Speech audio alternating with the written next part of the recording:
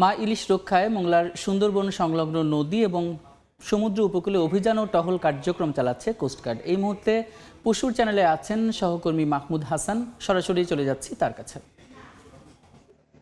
মাহমুদ,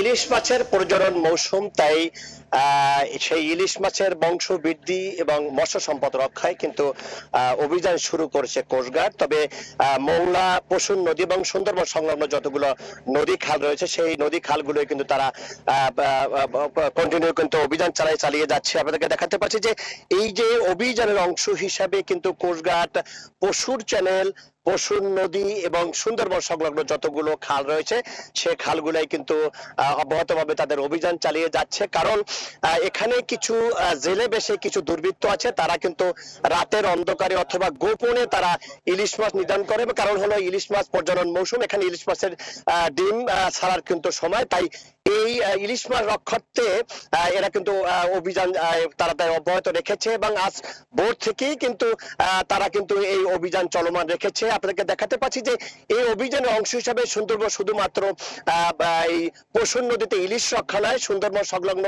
যতগুলো নদী খাল রয়েছে সেগুলাই মৎস্য সম্পদ রক্ষা এবং বিভিন্ন প্রকারের মাছ রক্ষার্থে কিন্তু এই অভিযান তারা চালিয়ে যাচ্ছে, যাতে কোনো রকম কোনো জেলে এখান ঢুকে তারা এই মাছ শিকার করতে না পারে বা ইলিশ মাছ যেন তারা ধরতে না পারে। সেজন্য কিন্তু 4 অক্টোবর থেকে 25 অক্টোবর পর্যন্ত 22 দিন যে ইলিশ ধরা এবং পরিবহন, মজুত করা বা বিক্রি নিষিদ্ধ, সেভাবে কিন্তু তারা তার কার্যক্রম অব্যাহত রেখেছে। এছাড়াও বিভিন্ন জায়গায় মাইকিং করেছে, তারা সমাবেশ করেছে এবং লিফলেট বিতরণ করেছে, যাতে কোনো রকম কোনো প্রকার এই 22 দিন যেন কোনো রকম ইলিশ মাছ ধরা না হয়, ইলিশ মাছ যেন নির্বিঘ্নে ডিম ছেড়ে তাদের বংশবৃদ্ধি করতে পারে সেজন্য কিন্তু প্রচেষ্টা চালিয়ে যাচ্ছে কোস্টগার্ড। আপনাকে দেখাতে পাচ্ছি যে এই কোস্টগার্ড যে তাদের যে কার্যক্রম তারা অব্যাহত রেখেছে।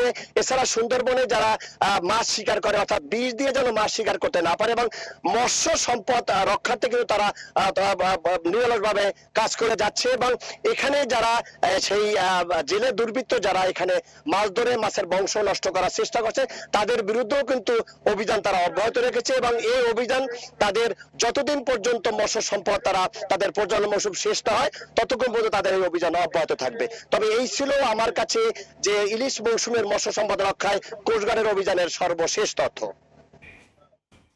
মোংলা থেকে যুক্ত ছিলেন সহকর্মী মাহমুদ হাসান।